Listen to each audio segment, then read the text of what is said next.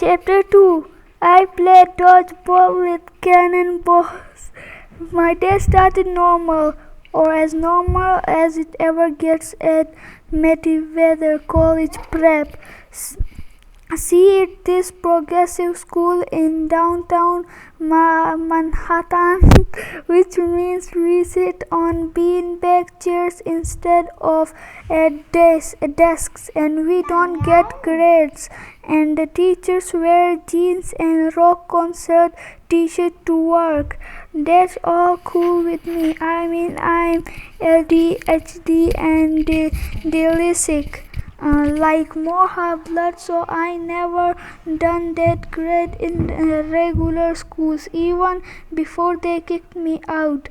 The only bad thing about Meriwether was the teacher always looked on the bright side of things, and the kids weren't always well bright. Take my first class today, English.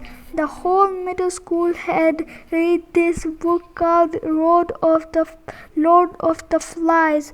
We all where all these kids get marooned on an island and go physical. So for our final exam, our teacher sent us into the backyard to spend an hour with no adult supervision to see what would happen. What happened was a massive wit contest between the 7th and 8th graders, two paper fights, and a full tackle basketball game. The school bully Matt Sloan led most of these activities. Sloan wasn't big or strong, but he acted like he was. He had eyes like a pit bull and shaky black hair, and he always dressed in expensive but sloppy clothes, like he wanted everybody to see how little he cared about his family's money. One of his front teeth was chipped from the time he'd taken his daddy's Porsche for a joyride and run into a "please slow down for children" sign. Anyway, Solon was giving everybody wedgies until he made the mistake of trying it on my friend Tyson. Tyson was the only homeless kid at Meriwether College Prep. As near as my mom and I could figure, he'd been abandoned by his parents when he was very young, probably because he was so different. He was 6'3" and built like an abominable snowman, but he cried a lot and he was scared of just about everything, including his own reflection. His face was kind of misshapen and brutal looking. I couldn't tell you what color his eyes were because I could never make myself look higher than his crooked teeth. His voice was deep, but he talked funny, like a much younger kid. I guess because he'd never gone to school before coming to Meriwether. He wore tattered jeans, creamy size 20 sneakers, and a plaid flannels shirt with holes in it. He smelled like a New York City alleyway, but that's where he lived, in a cardboard refrigerator box off 72nd Street. Meriwether Prep has adopted him as a community service project so all the students could feel good about themselves. Unfortunately, most of them couldn't stand Tyson. Once they discovered he was a big softy, despite his massive strength and his scary looks, they made themselves feel good by picking on him. I was pretty much his only friend. which meant he was my only friend. My mom had complained to the school a million times that they weren't doing enough to help him. She called social services, but nothing ever seems to happen. The social workers claimed Tyson didn't exist. They swore up and down they visited the area we described and couldn't find him. Through how you miss a giant kid living in a refrigerator box, I don't know.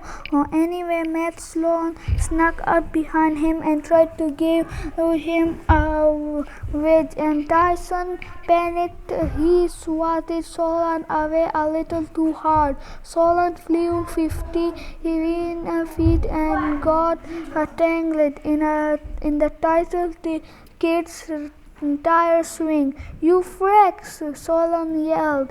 "Why don't you go back on to your cardboard box?" Tyson started sobbing. He sat down on the jungle gym so hard he bent the bar and buried his head in his hands.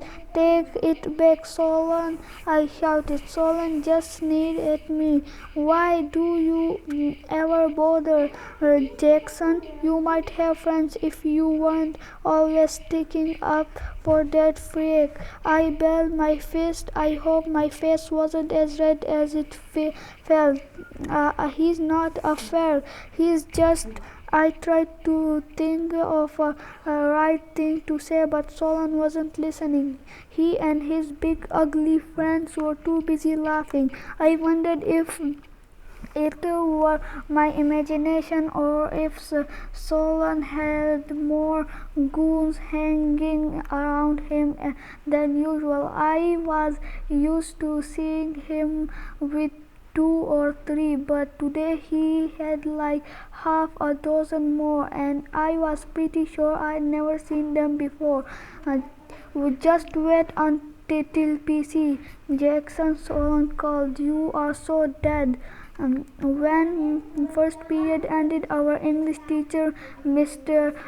D. Milo, came outside to inspect the carnage. He pronounced that we understood Lord of the Flies perfectly. We all passed his course, and we should never grow up to be a violent people. Matt Solon nodded irreverently, then gave me a chip-toothed grin. I had to promise to buy Tyson an extra peanut butter sandwich at lunch to get him to stop sobbing. I am a freak?" he asked me. "No," I promised, gritting my teeth. "Matt Solon is a freak." Tyson sniffed. "You are a good friend. Miss you next year if I can't." His voice trembled. I realized he didn't know if he'd been invited back next year for the community service project. I wondered if the headmaster had even bothered talking to him about it. "Don't worry, big guy," I managed. "Everything's going to be fine." Tyson gave me a grateful look. I felt like a big liar. How could I promise a kid like him that anything would be fine? Our next exam was science. Mrs. Tesla would told us that we had to mix chemicals until we succeed in making something explode. Tyson was my lab partner. His hands were too big for tiny vials we were supposed to use. He accidentally knocked a tray of chemical off the counter and made an orange mushroom cloud in the trash can. After Mrs. Tesla evacuated the lab and called the hazardous waste removal squad, he praised Tyson and me for being natural chemists. We were the first one who ever aced her exam in under 30 seconds. I was glad the morning went fast because it kept me from thinking too much about my problems. I couldn't stand the idea that something might be wrong at camp. Even worse, I couldn't shake the memory of my bad dream. I had a terrible feeling that Guru was in danger. In social studies, while we were drawing longitude maps, I opened my notebook and started at the photo inside. My friend Annabeth on vacation in Washington D.C. She was wearing jeans and denim jacket over her orange Camp Blood t-shirt. Her blonde hair was pulled back in a bandana. She was standing in front of a Lincoln Memorial with her arms crossed, looked extremely pleased with herself, like she personally designed the place. See, Annabeth wants to be an architect when she grows up, so he always visiting famous monument and stuff. She's weird that way. She's emailed me the picture after spring break, and every once in a while I look at it that way. She'd email me a picture after spring. Look at it just to remind myself she was a real and Camp Blood hadn't just been my imagination. I wished Annabeth were here.